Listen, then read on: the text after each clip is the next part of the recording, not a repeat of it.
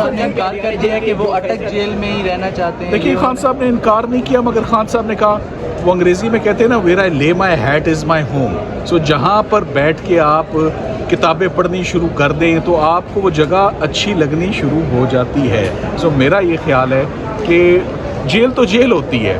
اب آپ یہ کہیں کہ میں اس جیل وہ جیل بہتر نہیں ہے اور یہ جیل بہتر ہے، جیل تو جیل ہے، قید تو قید ہوتی ہے، ٹھیک ہے. تو اس میں ان کا اب یہی رائے تھا کہ میں ادھر یوز ٹو ہو گیا ہوں اور تو مجھے نہ موو کیا جائے تو میں تو بھی خوش ہوں.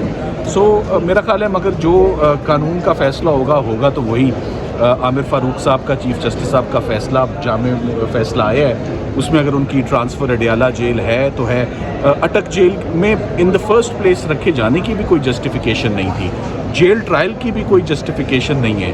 یہاں پر خان صاحب کو 100 کو دفعہ تو آئے ہوں گے نا یہاں پر ضمانتیں لینے کے لیے. سیکیورٹی خدشات تو تب بھی بہت زیادہ تھے، تو اب کون سے سیکیورٹی خدشات ہیں، ان کو پیش کرنا چاہیے. اگر خان صاحب کی اٹک جیل میں جو ان کی تاریخ تھی سائفر کیس کے حوالے سے، اس میں سب سے پہلے تو وہ جج صاحب نے 14 دن کی آج دوبارہ جوڈیشل جو ہے ان کو کر دیا، اور آئندہ جو سماعت ہے اب وہ اگلے مہینے جو ہے وہ اس میں ہوگی.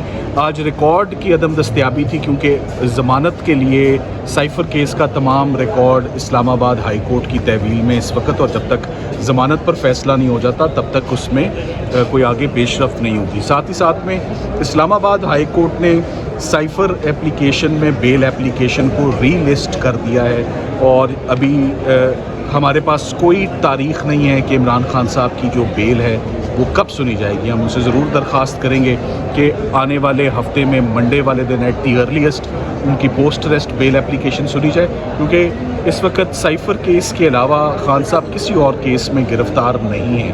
ساتھ میں ان کی جو پری ریسٹ بیلیں اس کورٹ سے بھی ڈسمس ہوئیں.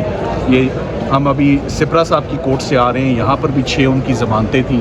سو یہ 6 ضمانتوں پر بھی فیصلہ محفوظ ہے اسلام آباد ہائی کورٹ کے ڈویژنل بینچ کا کہ اس کے اوپر ان کی ضمانتیں کیا دوبارہ اس کورٹ کو مارک ہوں گی اور ریفر کی جائیں گی کہ میرٹس پر ان کیسز کا فیصلہ ہو.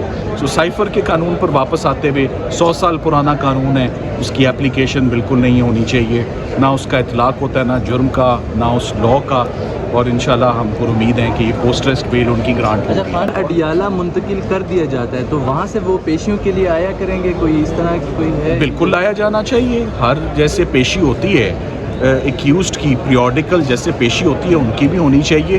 سو کیا وجہ ہے، جب وہ آزاد تھے تو وہ خود آ رہے تھے، اب سسٹم کے پاس آئے ہیں تو سسٹم پیش نہیں کر رہا، تو کانٹراڈکٹ کر رہا ہے سسٹم اپنے آپ کو. سو ان کو پیش کرنا چاہیے اور یہاں پر عدالت میں جو ہے وہ اوپن پروسیڈنگز ہونی چاہیے. Thank you.